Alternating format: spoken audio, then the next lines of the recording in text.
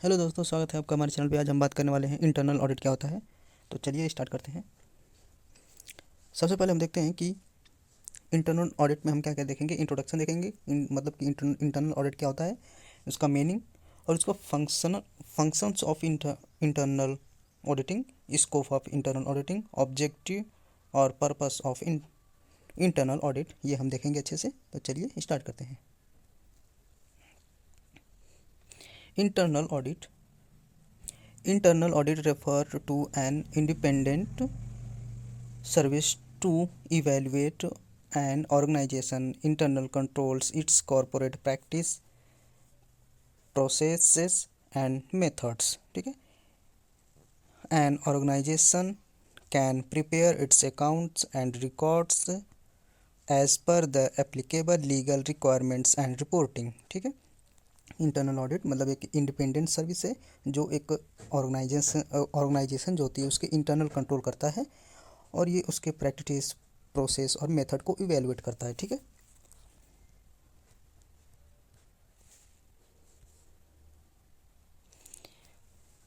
Meaning क्या है इसका ये भी देख लेते हैं। Internal audit refers to an independent service to evaluate an organisation internal control, its corporate practice, process and methods. Same वही है जो उसका इंट्रोडक्शन था कि इंटरनल ऑडिट क्या है, एक इंडिपेंडेंट प्रोसेस है और इंटरनल ऑडिट जो करता है वो एक स्वतंत्र रूप से सर्विस करता है, चाहे वो ऑर्गेनाइजेशन का कोई डेटा हो या जो भी कंट्रोल की गई हो ऑर्गेनाइजेशन के थ्रू, चाहे प्रॉफिट एंड लॉस हो, बैलेंस शीट हो। ठीक है। ये सब वो मैनेज करता है, फिर उसको वो ऑडिट करता है। ठीक है। आगे हम बढ़ते हैं। तो इसके नेचर क्या क्या है। ठीक है। इंटरनल ऑडिट जो होता है उसके नेचर क्या है, इंडिपेंडेंट होना चाहिए, अप्रिशियल होना चाहिए, इस्टेब्लिश्ड, एग्जामिन एंड इवेलुएट। ठीक है। एक्टिविटी ऑफ द ऑर्गेनाइजेशन मतलब क्या क्या एक्टिविटी होती हैं ऑर्गेनाइजेशन में वो, और इसके बाद service fit to the organisation. ठीक है। इतने आपके नेचर ऑफ इंटरनल ऑडिट है।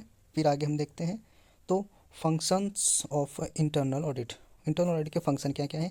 Reliable and integrity of information. ठीक है।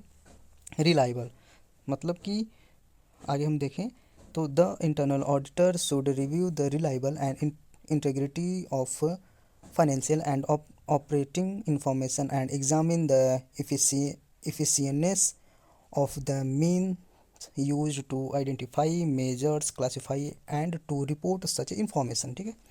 इंफॉर्मेशन को क्लासीफाई रिपोर्ट करता है और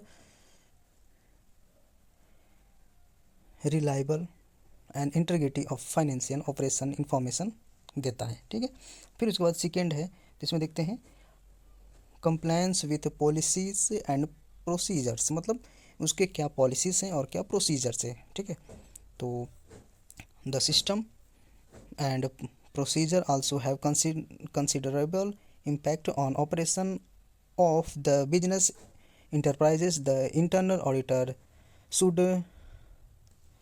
impact of such A system of report. ठीक है। तो इसमें क्या है कि पॉलिसीज़ और प्रोसीजर को फॉलो करते हैं, ये फंक्शन है।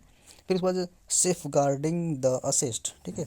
ऑडिटर जो है वो रिव्यू करता है क्या सिस्टम्स को, उसको safeguarding of assets and necessary should verify the existence of such test. वो जो ऑडिटर है वो क्या करता है, जो असेस्ट होता है, ठीक है, उसको वो वेरीफाई करता है कि हाँ ये जो बैलेंस शीट या उसमें प्रॉफिट एंड लॉस में जो जो वो इवैल्यूएट किया है वो सही है कि गलत है। ठीक है।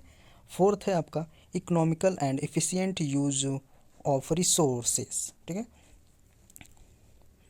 तो आगे देखते हैं the internal auditor should also appraise the economic and efficiency with which the resources are employed. For the internal auditor should identify the condition which would prevent the economical use of resources. They are follows। ठीक है। क्या follow करते हैं, under utilise of capacity, उसकी क्या capacity वो utilise करते हैं। Non productive work. ठीक है। जैसे कि आप जो ऑडिट इंटरनल ऑडिट कर रहे हैं तो उसमें नॉन प्रोडक्टिव वर्क, जैसे जो बिना प्रोडक्ट का वर्क क्या किया किया जा रहा है, सर्विसेज हो गया, ये आपका procedure which are not cost justified, ठीक है। जैसे कोई प्रोसीजर है जिसका कॉस्ट जस्टिफाइड नहीं किया गया है, ठीक है। ओवर स्टाफिंग और under staffing, over staffing and under staffing भी हम देखते हैं। फिर उसके बाद accomplishment of the established objectives and goals। इसके आगे क्या है कि the internal auditor should make a review, ठीक है। इंटरनल ऑडिटर उसको रिव्यू कर सकता है क्या, ऑपरेशनल प्रोग्राम, ठीक है, ऑपरेशंस या प्रोग्राम को, ठीक है, वो रिव्यू भी कर सकता है, बता सकता है।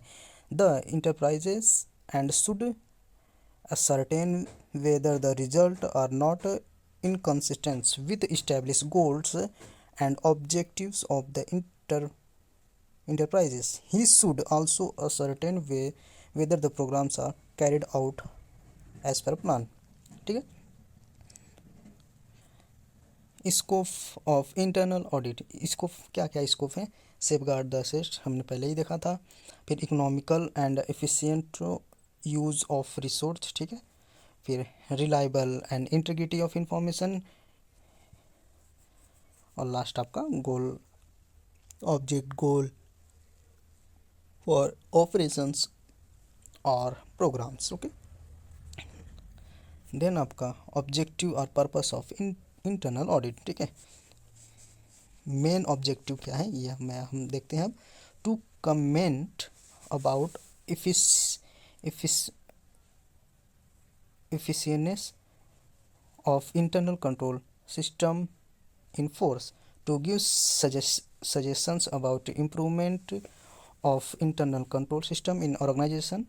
थर्ड है to check and ensure whether policies and procedure laid down by the top management are being followed or not। इसमें चेक करना है पॉलिसी और प्रोसीजर को कि जो टॉप मैनेजमेंट है वो फॉलो किए हैं कि नहीं किए हैं। To ensure whether assessed organisation are properly accounted for and safeguard, ठीक है। To ensure whether standing accounting practice are follow by the organisation, उन्होंने फॉलो किया है कि नहीं किया है, ठीक है। To help in early detection and prevention of error and fraud and error को भी देखना। Ensure correctness accuracy and authenticity of financial accounting को करेक्ट देखना और एक्यूरेसी क्या है वो, ठीक है। फिर उसके बाद to do investigation at the office special request of the management. Last है to check the whether liabilities of organisation are valid and legitimate, okay. I hope आपको पसंद आया होगा। Please like share and subscribe जरूर करिएगा। Thank you.